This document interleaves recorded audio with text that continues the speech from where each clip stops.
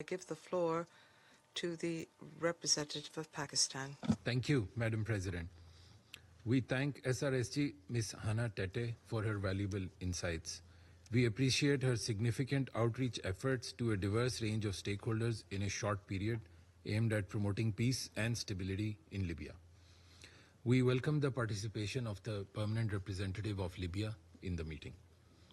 We have carefully noted the contents of the report by the Secretary General on the political, security and economic developments in the country and the activities of UN support mission in Libya. The role of the mission is critical in facilitating the political process. Pakistan believes that a Libyan-led and Libyan-owned process remains the key. We reiterate our commitment to Libya's sovereignty, independence, territorial integrity and national unity. A peaceful and united Libya will be a catalyst for the prosperity of its people and the region. Madam President, we note the progress made by the Advisory Committee in identifying the contentious issues within the electoral framework and exploring options to address them.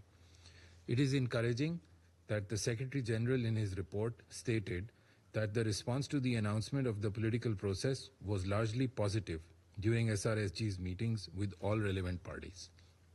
Initiating and conducting a national dialogue are vital steps that could help break the political deadlock.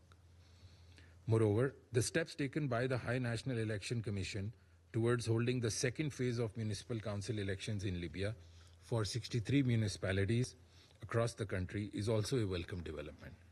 Such incremental steps are likely to augur well in creating the right kind of momentum for steering the country towards holding of national elections. We have also taken note of the challenges that Libya is facing.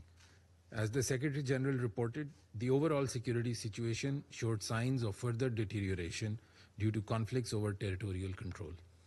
Pakistan believes that a well-defined, comprehensive peace-building and reconciliation strategy made in consultation with all the relevant Libyan parties is a panacea for the transition towards sustainable peace. In this regard, the increased interaction between the Eastern and Western military and security institutions on broader security and counterterrorism is noteworthy. On the economic front, Pakistan believes that an early agreement on a unified budget would benefit the Libyan people and act as an enabler for improving overall governance. A consultative approach is needed to break this logjam.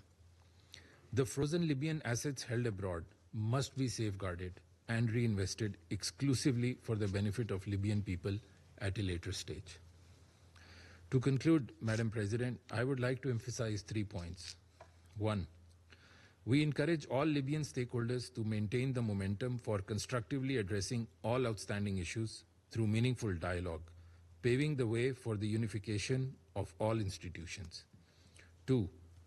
Pakistan believes that lasting peace and stability in Libya can be achieved through free, fair and transparent presidential and parliamentary elections. The Advisory Committee should establish a clear roadmap and pathway towards this goal. 3. The political reconciliation process should be Libyan-owned and Libyan-led, offering peace dividends to all citizens and focusing on an equitable distribution of national resources.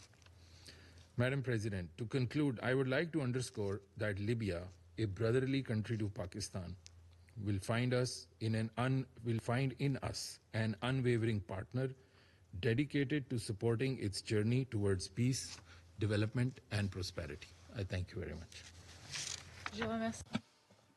I thank the representative of Pakistan for his comments.